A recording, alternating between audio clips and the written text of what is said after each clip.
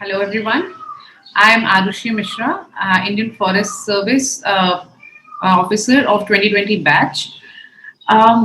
Now I have come here to share the optional strategy. अब optional की strategy कौन सी मैं शेयर करने आई हूँ वो है सोशियोलॉजी.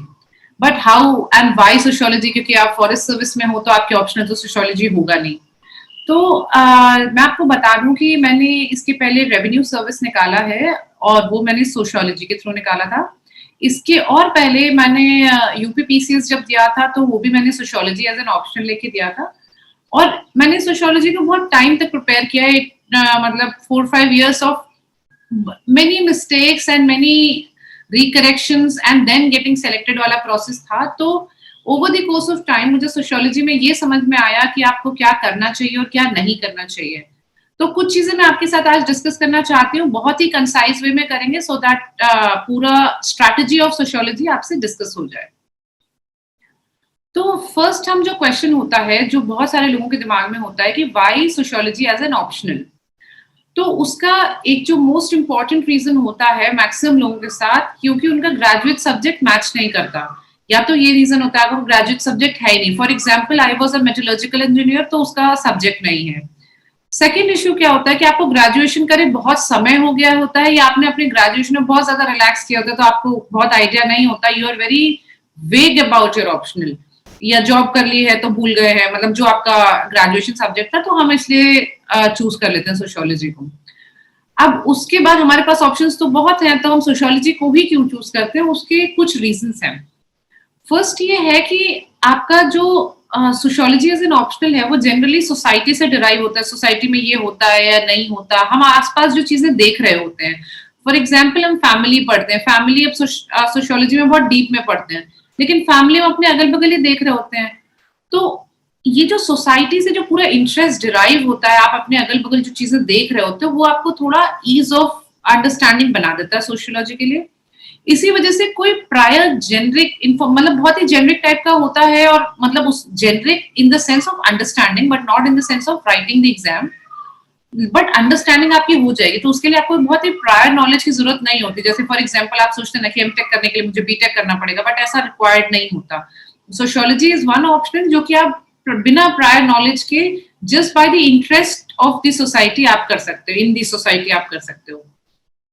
उसके अलावा हम देखें तो कॉस्ट बेनिफिट एनालिसिस अगर देखें तो sociology is one of the very rewarding options for some reasons. Like कि एक तो इसमें प्रिपेयर करने में टाइम कम लगता है. It takes around 2.5 to 3 months to prepare.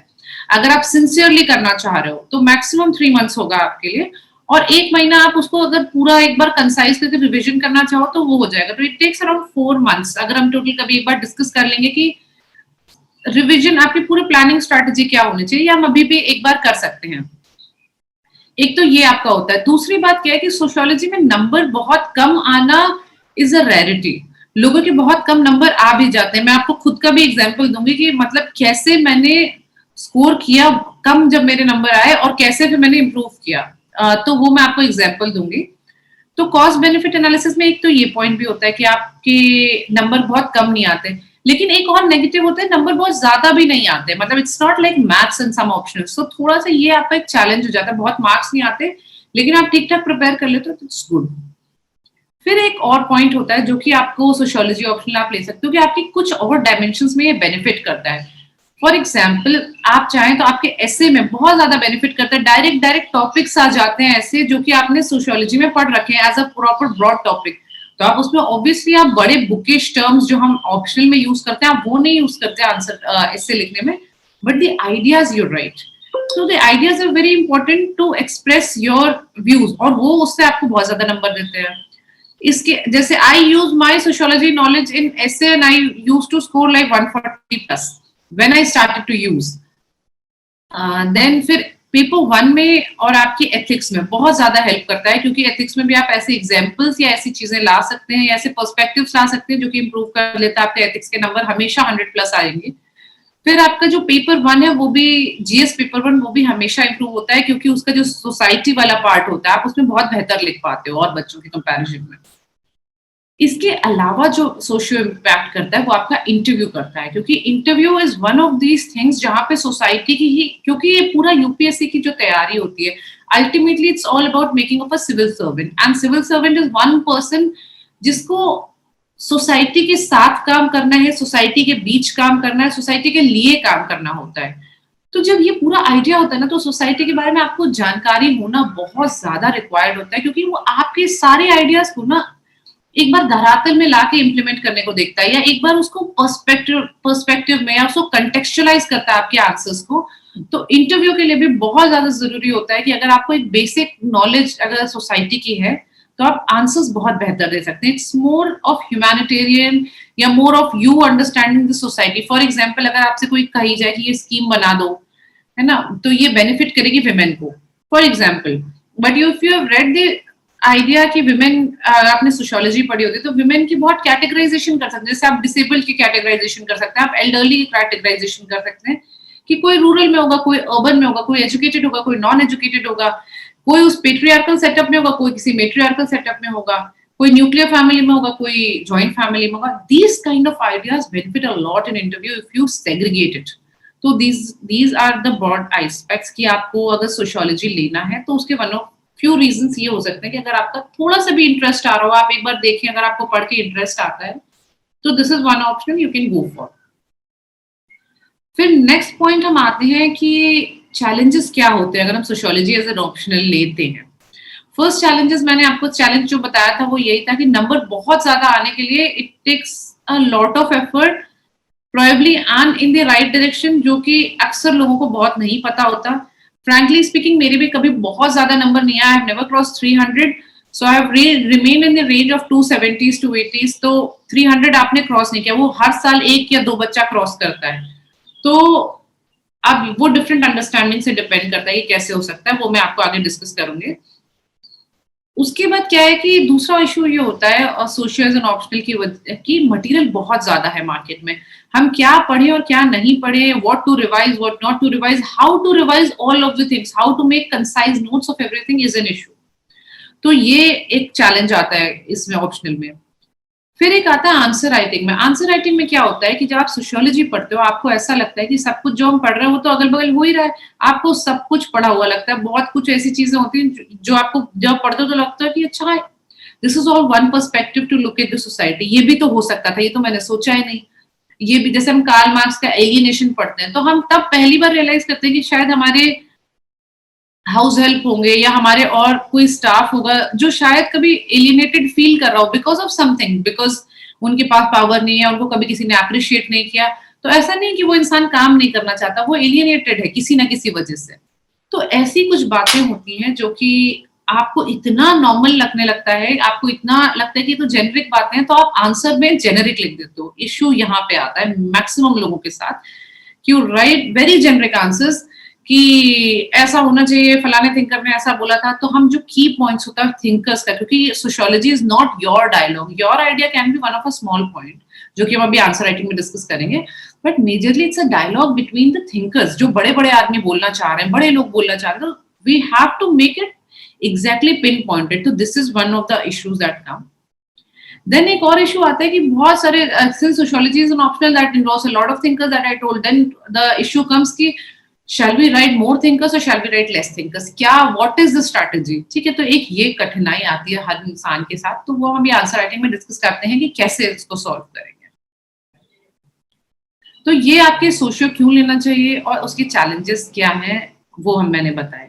But अगर आप सोशियो ले लेते हैं, है ना, इफ यू, अगर मैं सजेस्ट करूंगी कि अगर आप न्यू कमर हैं तो आप एक हफ्ते में ये काम करिए कि आप पहले सिलेबस डाउनलोड करिए, पास्ट 5 ईयर्स के क्वेश्चन पेपर्स लीजिए और उसके बाद उसको पढ़िए। आप पहले सिलेबस पढ़िए और उसके बाद क्वेश्चन पेपर पढ़िए। क्या आपको थोड़ा सा इंटरेस्ट आ रहा है, आपको लग रहा है कि आप कर सकते हैं, तो अगर थोड़ा इंटरेस्ट आ रहा है तो उसको हफ्ते भर में थोड़ा सा पेपर 1 और थोड़ा सा पेपर 2 पढ़ने की कोशिश करिए। If you find it easy, एक दो टॉपर्स कॉपी भी आप पढ़ लीजिए, पेपर 1 की और पेपर 2 की, कुछ टॉपर्स ने लिखा होगा आपको। If you find it relevant, interesting, easy तो आपको लगेगा ही for sure, but if you find it interesting तो आप इसको आगे परस्यू कर सकते हैं।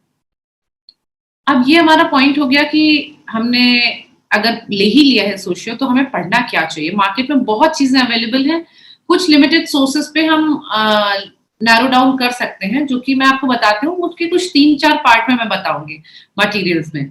पहला मटेरियल होता है बुक क्या पढ़ें।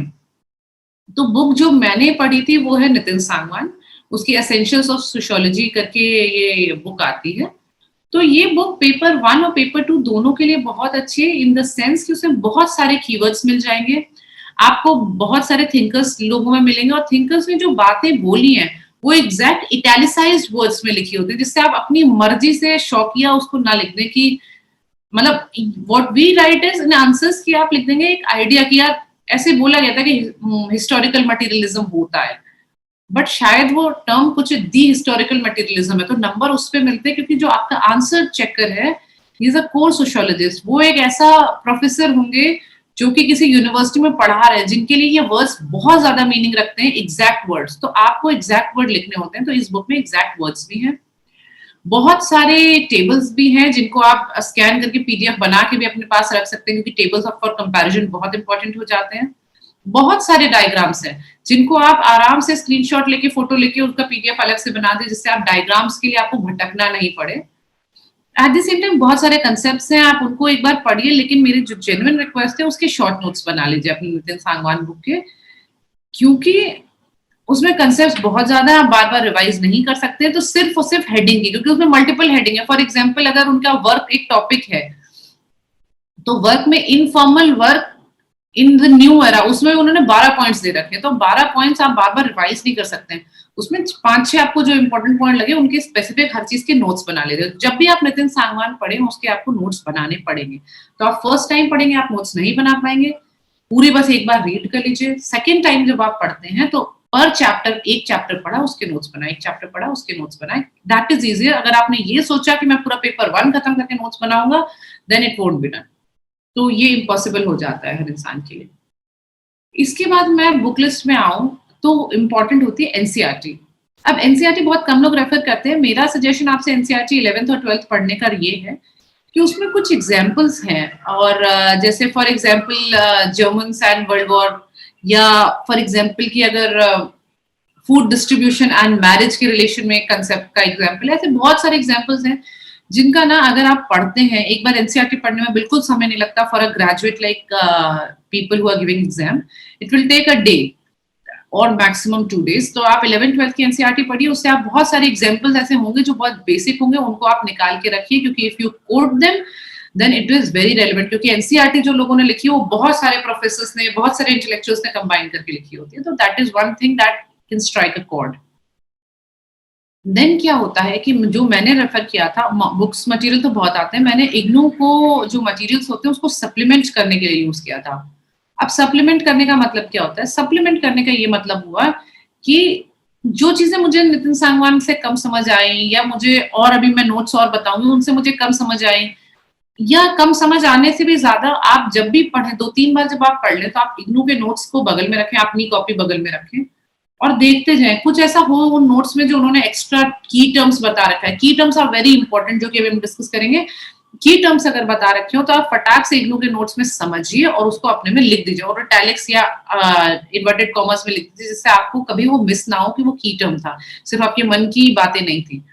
ठीक है, तो ये बहुत ज्यादा इंपॉर्टेंट है, क्योंकि इग्नू का जो मटेरियल है, एक तो क्यों इंपॉर्टेंट है क्योंकि बहुत ही ल्यूसिडली समझाया है, दूसरी बात आपको कीवर्ड्स मिल जाते हैं, लेकिन आपको पूरा पूरा रटने की जरूरत नहीं है, आप पढ़े साथ साथ में पैरेलली कॉपी रख के थोड़ा अंदाजा लेते रहे।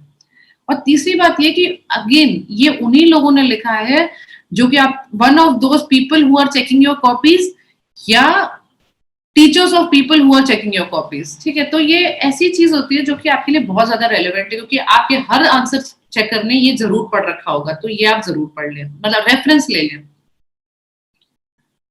उसके बाद ये हुई बुक लिस्ट में बहुत लोग कहते हैं कि योगेंद्र सिंह और रिट्जर पढ़ सकते हैं आप, या आपका हार्लोम्बस आती है आप वो पढ़ सकते हैं, तो बहुत सारी हार्लोम्बस बड़ी वाली भी आती है, हार्लोम्बस छोटी वाली भी आती है, देयर आर मल्टीपल डाउट्स कि ये पढ़ना चाहिए कि नहीं पढ़ना चाहिए।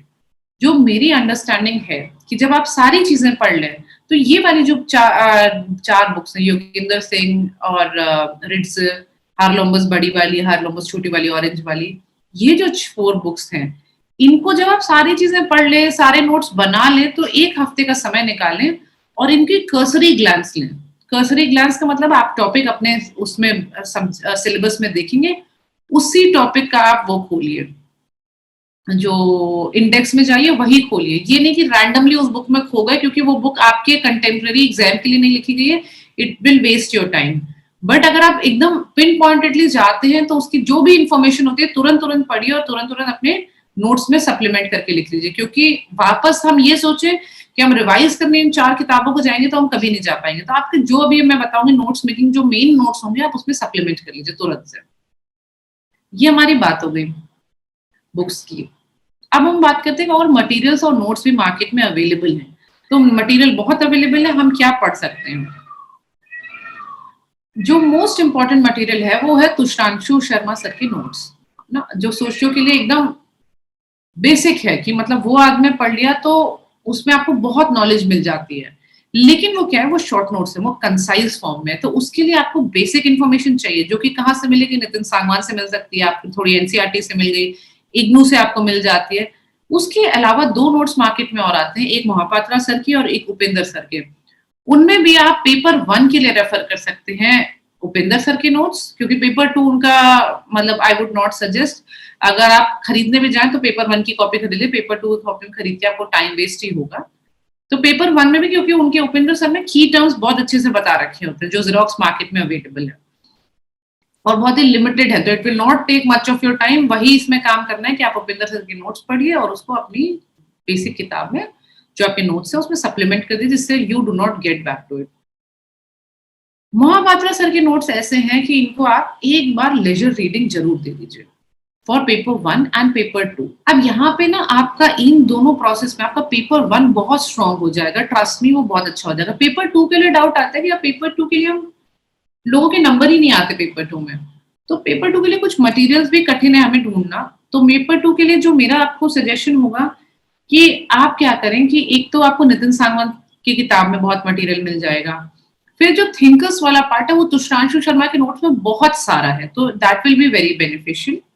उसके बाद इन दोनों से काफी चीजें कवर हो जाती हैं, लेकिन अगर इसके बाद आपके पास समय हो तो आप विकास रंजन के पेपर 2 के नोट्स आते हैं, वो काफी अच्छे हैं, मार्केट में बुकलेट्स ही आती है, तो आप पेपर 2 की उनकी बुकलेट ले लीजिए और उसको पढ़ लीजिए, वो बहुत ज्यादा बेनिफिशियल होगी। अगर आप ऐसे मार्क्स में अटक रहे हैं कि मेरे 115 आ रहे हैं, 120 आ रहे हैं और मुझे और थोड़ा बढ़ाना है कि 130 140 में आ जाए, तो वो इसलिए क्योंकि कंटेम्प्रेरी आइडियाज को वो बहुत बेहतर डिस्कस कर लेते हैं। तो मेरे ख्याल से ये पेपर 1 और पेपर 2 के लिए हो गया। उसके बाद हम इस क्वेश्चन पे आते हैं कि एक डाउट होता है कि पास्ट ईयर्स पेपर्स क्या करें। मटेरियल उसके लिए भी मार्केट में बहुत है, मेरा जो आपसे सजेशन होगा विजन आईएएस की आपकी कोचिंग की है, उसमें 5 साल के पिछले पेपर्स उठाइए और उसको पढ़ जाइए। उसको जब पढ़ें उसके नोट्स भी अपने में सप्लीमेंट कर दें उसका एक, लेकिन ये देखिए कि क्वेश्चन क्या पूछा जा रहा है और आंसर कैसे दे रहे हैं। और विजन का जो मटेरियल होता है वो हमेशा एक मटेरियल की तरह लें, कभी कभी आंसर्स उनके बहुत ज्यादा सोशियो में आई वुड से कि बहुत ज्यादा ऑर्गेनाइज नहीं है, मतलब पूछा ये जा रहा है उन्होंने एक्सप्लेन सभी कर दिया, लाइक जैसे हम पीटी में देखते हैं तो उन्होंने बहुत एक्सप्लेन कर दिया होता है, तो आप अपने काम का मटेरियल लीजिए वो आपके लिए जो बेनिफिशियल हो।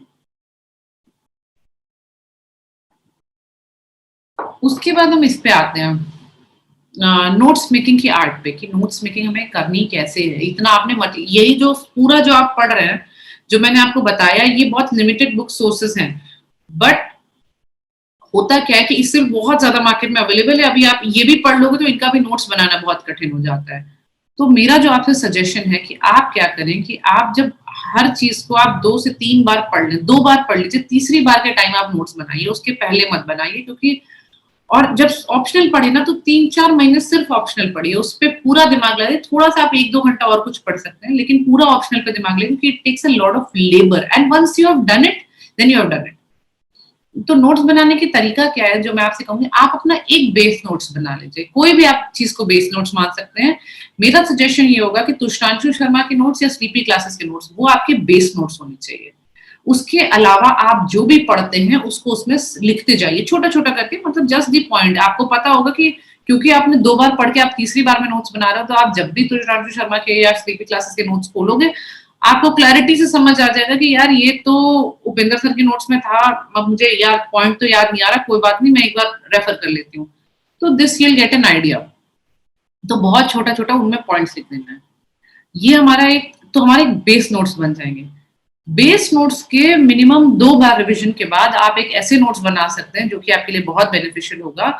वो ये होगा कि आप टॉपिक वाइज बनाएं, topics and sub topics wise. जैसे for example there is a topic of modernity, शुरुआत में ही आता है मॉडर्निटी।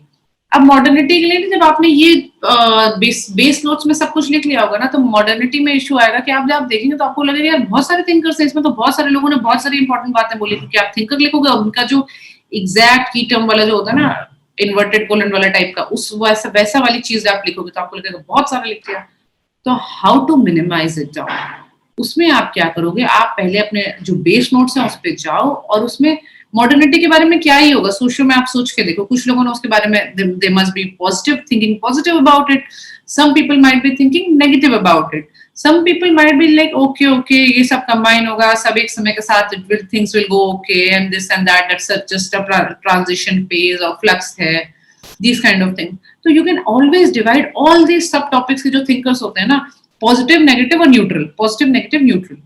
तो आप जब ने ऐसे डिवाइड कर दिया, तो अब आप जब फाइनल नोट्स बनाओगे ना बेस नोट्स के बाद, तो ए4 में बनाना, ए4 को बीच से डिवाइड कर दो हाफ में, और उसमें जैसे मान लो आपने टॉपिक मॉडर्निटी लिखा है, तो पॉजिटिव का साइन बनाओ, 2 थिंकर लिखो, नीचे जाओ नेगेटिव का साइन बनाओ, 2 थिंकर लिखो, या 3, जब 2 3 4 जितने भी आपको लग रहे हैं, कोई जो मोटा मोटा रेलिवेंट है साहब, और फिर कंक्लूजन वाले थिंकर कि अच्छा ये न्यूट्रल टाइप के बनते हैं, तो कंक्लूजन या इंट्रोडक्शन में यूज होंगे, वैसे लिख लो। तो जब आपने ऐसे नोट्स बना रखे, तो it will be like notes आपके 100 पेजेस से कम तो नहीं होंगे, 100 पेजेस के लगभग नोट्स बन जाएंगे, लेकिन ये आपके वो फाइनल नोट्स होंगे जिनका आपको बेनिफिट तब मिलेगा जब आप सारे अपने एसए और जीएस दे के आओगे, और फिर आपके पास 1 हफ्ता रहेगा, 1 हफ्ता भी प्रिसाइजली नहीं रहता, वो रहते हैं 6 दिन। तो जब आप 6 भी नहीं, सॉरी 5 दिन होते हैं, क्योंकि आपका तो फिर इंग्लिश हिंदी होता है, फिर आपका अपना एग्जाम होता है, तो वो 5 दिन जब आपको मिलते हैं ना, उस 5 दिन के आइडियल रिविजन में, और आपके दिमाग में ये क्वेश्चन आने की, मतलब आंसर क्वेश्चन देखते ही आपको समझ आ जाएगा कि यार यहाँ पे ये एस्पेक्ट्स डालने हैं हमको, ये थिंकर्स है, ये वाली बातें है ना। तो ये one of the important things है। अब हम बात करते हैं आंसर राइटिंग। आप आंसर राइटिंग कैसे करें? जो मेरी अंडरस्टैंडिंग है कि मिनिमम आप 2 से 3 बार पढ़ लें, तभी आप आंसर राइटिंग स्टार्ट करें। आंसर राइटिंग आप कैसे स्टार्ट करेंगे? आंसर राइटिंग आप 2 तरीके से स्टार्ट कर सकते हैं।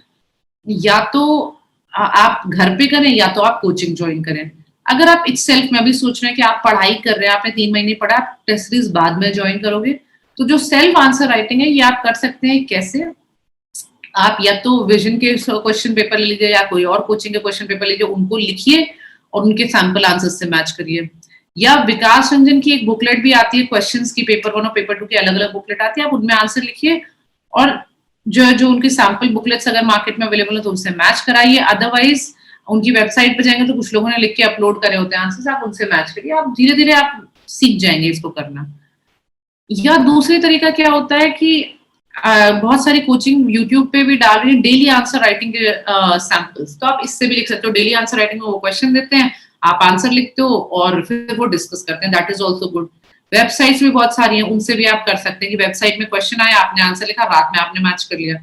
तो वो करेक्शन बहुत जरूरी है। तो आप दिन में जब आपने 3 रीडिंग मिनिमम कर ली हो, तो what you can do is 1 answer of paper 1 and 1 answer of paper 2. Start writing that so that you get an idea, जिसे जब आप इतना सारा पैसा देके कोचिंग में जाएंगे और टेस्ट सीरीज लगाएंगे ना, तब you will actually be giving test. आप एक्चुअली प्रिपेयर्ड आओगे। ऐसा नहीं है कि एकदम एकदम बुद्धू से चले आए और नहीं पता है, बस अभी से लिख के सीख रहे हैं हर टेस्ट में, ठीक है। दूसरा एक इम्पॉर्टेंट पॉइंट आएगा कि अगर आप कोचिंग में भी लिख रहे हैं, तो आप क्या करिए, आप अपने आंसर्स लिखिए, तो आपके आंसर्स चेक होके आएंगे जब भी आपकी कोचिंग में, तो उनके जो रिव्यूज हैं आप उनको जरूर पढ़िए कि वो कहना क्या चाह रहे हैं। क्योंकि हम अक्सर क्या होता है, हम रिव्यूज नहीं पढ़ते, हम बस देखते हैं, क्वेश्चन पेपर फेंक देते हैं। हम अगर कोचिंग में टेस्ट दे रहे हैं, तो हम ये इंश्योर करेंगे हमने टेस्ट दिया है, वापस लौटने थक जाता है, 1 घंटा आदमी ब्रेक लेगा, लेकिन सेम डे आप सॉल्यूशंस तुरंत पढ़ लीजिए। क्योंकि अगर आपने सॉल्यूशंस नहीं पढ़े, तो आपके नए पर्सपेक्टिव जनरेट नहीं होंगे कि ये क्वेश्चन था, इसका एक नया पर्सपेक्टिव ऐसे भी लिखा जा सकता है, तो वो तुरंत ही जनरेट होता है। अदरवाइज तो वो सॉल्यूशन हर राजेंद्र नगर के बच्चे के रूम्स में पाइल्ड अप है, तो दैट इज इमटेरियल, है ना। तो ये दोनों चीज हो गई। उसके बाद जो मैं एक बहुत इंपॉर्टेंट चीज आपसे कहना चाहती हूँ, जो इम्पोर्टेंट होती है, वो ये है कि आपको टॉपर्स कॉपी रिवाइज करनी ही है। आप टॉपर्स कॉपी रीड करें और रिवाइज करें, क्योंकि टॉपर्स जो बातें बोल रहे होते हैं वो बहुत ही डिफरेंट होती है जो है कि आपको जब उनकी कॉपी आप पढ़ेंगे तो आपको ये रियलाइज होगा कि जो वो लोग क्या करते हैं कि वो बहुत ही बेसिक बातों को बहुत आराम से समझाते हैं और उसके साथ वो की टर्म्स यूज करते हैं थिंकर्स के, जो आपको लगेगा कि आपने हैव्स एंड हैव नॉट्स लिख रखा है, वो the haves and the have nots एक कंटिन्यूम में आता है, ऐसे अकेले इंडिविजुअली नहीं लिखा जाता। ये सब आप रियलाइज करेंगे जब आप उनकी कॉपी देखेंगे ना कि कितना बेसिक आंसर लिखा है, आप भी ऐसा लिख सकते थे ना, लेकिन आपने लिखा नहीं। तो टॉपर्स कॉपी से आप पढ़ेंगे तो आपकी आंसर राइटिंग बहुत इंप्रूव हो जाएगी। उसके बाद कुछ लास्ट टिप्स मैं देना चाहूंगी पेपर 1 और पेपर 2 के लिए। पेपर 1 में क्या है कि थिंकर्स, जो मैं आपसे कह रही हूँ थिंकर्स की बातें लिखनी है, ये आपका अपना पर्सपेक्टिव नहीं है, आपको अपना पर्सपेक्टिव लिखना है वो छोटे से एग्जाम्पल में या एक पैराग्राफ में, आप इससे ज्यादा नहीं लिखेंगे। तो थिंकर्स के पर्सपेक्टिव लिखने हैं, थिंकर्स के ही वर्ड्स में लिखने हैं, है ना। और पेपर 1 और पेपर 2 को कंबाइन करिए, उनको अलग मत देखिए, क्योंकि पेपर 2 के बहुत सारे पॉइंट्स हो सकते हैं जो पेपर 1 में एज एन एग्जाम्पल यूज हो जाएंगे, तो आप इसका हमेशा ध्यान रखिए। और क्योंकि बहुत सारे ऐसे पॉइंट्स होते हैं, जैसे आजकल पेपर 1 में बहुत सारे ऐसे क्वेश्चंस हो रहे हैं जो कि बहुत कंटेम्प्रेरी हैं, तो आपको जरूरी नहीं कि आप पेपर 2 के थिंकर्स लेके आओ उसमें, लेकिन पेपर 2 के आप आइडियाज लेके आ सकते हो, ठीक है। आपको सिलेबस एकदम लर्न होना चाहिए, पिन पॉइंटेडली रटा होगा ना, तो आप क्या करोगे, पेपर 2 के जो वर्ड्स हैं, जो सिलेबस के वर्ड्स हैं, उनको लाके पेपर 1 में इलेबोरेट कर पाओगे किसी थिंकर के एग्जाम्पल के तौर पे, या किसी अलग सा आप अपना पर्सपेक्टिव देना चाहोगे तो कहाँ से दोगे, कहीं से जनरेट होगा, कहीं से बैक होगा, तो किसी थ्योरी से जो कि आप नाम नहीं दोगे, राइट। अब हम पेपर 2 की बात करते हैं। पेपर 2 में कुछ इंपॉर्टेंट चीजें हो सकती हैं, वो ये हो सकती हैं कि आप अपना पार्ट थोड़ा सा बड़ा कर सकते हो, क्योंकि यहाँ पे आप अपनी चीजें थोड़ा सा और बता सकते हैं, लेकिन आप कोशिश करेंगे कि आप स्टिक करें थिंकर्स में ही। और पेपर 2 में एक और बहुत खास क्वेश्चंस आते हैं जो कि इसको एक्सप्लेन करो, तो उसमें आप क्या, दो चीजें आप यूज कर सकते हैं। एक तो होता है पेपर 1 के पैराडाइम्स, फॉर एग्जांपल पार्सन्स, अगर आप पढ़ेंगे, आप सोशियो अगर जब पढ़ते हैं तो आप देखेंगे सोशियो में टैलकॉट पार्सन्स है, पार्सन्स के कुछ पैराडाइम्स हैं कि ऐसे ऐसे 4 पैराडाइम्स हैं। तो पेपर 2 में जब क्वेश्चन आता है तो आप उन पैराडाइम्स को यूज करके, कि जो यूरोपियन थिंकर, उसमें क्लियर बताना पड़ता है कि जो यूरोपियन या western thinker like Talcott person, उन्होंने एक पैराडाइम दिया था, उससे भी इसको देखा जा सकता है। लेकिन इसका ये मतलब नहीं कि पूरा आंसर उसी पे डिपेंड करेगा, पूरा आंसर और 1000 पर्सपेक्टिव, 3 4 5 पर्सपेक्टिव आएंगे, आइडियाज आएंगे जो कि पेपर 2 के होंगे, लेकिन पेपर 1 का यूसेज आप कैसे करोगे, ये ऐसे भी देखा जा सकता है, वैसे वाला यूसेज। और दूसरी चीज क्या होती है कि हम जब पेपर 1 पढ़ते हैं तो बहुत सारी ऐसे पॉइंट्स आते हैं कि जैसे ये मतलब पर्सपेक्टिव्स हमें पता चलते हैं, बहुत सारे थिंकर्स, हर थिंकर किसी पर्सपेक्टिव को कोरिलेट कर रहा होता है, तो आपको पर्सपेक्टिव तो पता है ना, आप थिंकर डायरेक्टली नहीं यूज करना चाहते हो पेपर 2 में, और नहीं कर भी सकते बहुत ज्यादा फ्रीक्वेंटली हर आंसर्स में, तो आप पर्सपेक्टिव्स तो जान जाओगे ना, वो फंक्शनलिस्ट होगा, नॉन फंक्शनलिस्ट होगा, डिसफंक्शनलिस्ट होगा, मॉडर्निस्ट होगा, नॉन मॉडर्निस्ट होगा, है ना। तो ये लेटेंट आइडिया, मैनिफेस्ट आइडिया जब आप पढ़ते हो तो आप इसको कहीं ना कहीं सबलाइन तरीके से यूज करना पेपर 2 में, तो आपके नंबर बहुत अच्छे आएंगे। तो ये ब्रॉड चीजें थी। कुछ चीजें जो आजकल क्वेश्चंस हमेशा आ रहे हैं लोगों के मन में कि जो हम फैक्ट्स हैं वो हम सोशो में लिखें कि नहीं लिखें, तो जो मेरा सजेशन है कि जैसे आप कुछ बेसिक क्वेश्चन ले लेते हैं कि जैसे फैक्ट्स लिखे कि नहीं लिखे, तो फैक्ट्स आप बिल्कुल लिख सकते हैं, लेकिन ऐसा नहीं कि आप जीएस की तरह फैक्ट लिख सकते हैं कि आप हर आंसर में आपने 5-6 फैक्ट फेंक दिए। आप 2-3 आंसर में कभी एक फैक्ट डालेंगे, वो फैक्ट भी ऐसा नहीं होगा कि जस्ट एग्जाम्पल डाल के आपने, for example this X% is our GDP growth if X% women are involved, है ना। तो ये फालतू का फैक्ट ऐसा फेंक नहीं सकते जैसे हम जीएस में डाल देते हैं।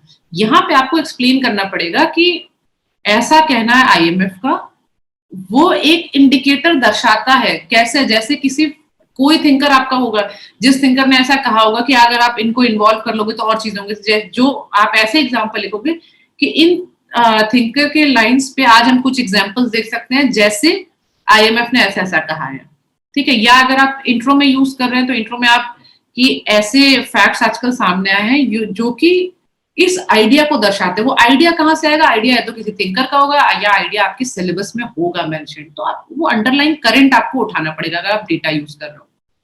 फिर कुछ लोगों को डाउट आता है कि यार कोट्स हम यूज कर सकते हैं कि नहीं, बहुत बड़े बड़े लोग कोट्स देते हैं, क्या हम वो बड़े लोगों के कोट्स यूज कर सकते हैं नहीं। तो उसमें यह है कि एक तो डिग्निफाइड और नॉन, ऐसे लोग जो मतलब बहुत ज्यादा न्यूज फॉर नेगेटिव रीजंस नहीं बनाते, ठीक है। तो वैसे लोग या बहुत ज्यादा कॉन्फ्लिक्टिंग पर्सनालिटीज या जिनका सपोर्ट बेस ऐसा होता है कि some people are positive about it and some people are negative about it, तो उनके कोट्स नहीं, बट जेनरिक इंटेलेक्चुअल्स के quote who are non-controversial you can use, but certainly in a way जैसे मैंने भी फैक्ट्स का यूसेज बताया कि किसी सोशियो के आइडिया, थिंकर, पर्सपेक्टिव को अलाइन करते हुए। उसके अलावा जो मैंने आपको स्ट्रेस किया है, ये कीवर्ड्स आप यूज करेंगे। कीवर्ड्स आप आंसर्स में तो यूज करेंगे जो आपके थिंकर्स हैं या जो आपका सिलेबस का रिलेशन है, लेकिन उसके अलावा कीवर्ड्स आप किसके इंपॉर्टेंट है ये आपको देखना पड़ेगा कि जो आता है कि एक्सप्लेन या आता है एलुसिडेट या होता है एनालाइज, इन सब का मतलब क्या है। अगर हम इन सब का मतलब नहीं समझते तो हम सबको जो आता है हम वैसे ही लिख देते हैं, तो उसका कभी नंबर नहीं मिलता। तो अगर आपको ये एक्सपेक्ट कर रहे हैं कि आपने नंबर इंक्रीज करें तो आपको ये पॉइंट्स चेक करने होंगे। तो आप ब्रॉड ये सारी चीजें करें तो ऐसा होगा कि socio will be one of the option जो कि इम्प्रूव होगा। I have personally improve from, there was one point initially early जब मेरे 215 आ गए थे, it was I guess my second attempt. तो उसका रीजन बहुत सिंपल था क्योंकि socio is a humanitarian subject और I thought in my opinion कि बीइंग अ इंजीनियरिंग ग्रेजुएट कि हम इसको बहुत ही कंसाइज करके ना एकदम फ्लो चार्ट में, अगर हम मॉडर्निटी है तो एरो बना दे, चार टाइप के पर्सपेक्टिव है मॉडर्निटी में, ऐसा कर दें जैसे हम जीएस का तब आंसर लिखते हैं जब हम बहुत फास्ट लिखते हैं।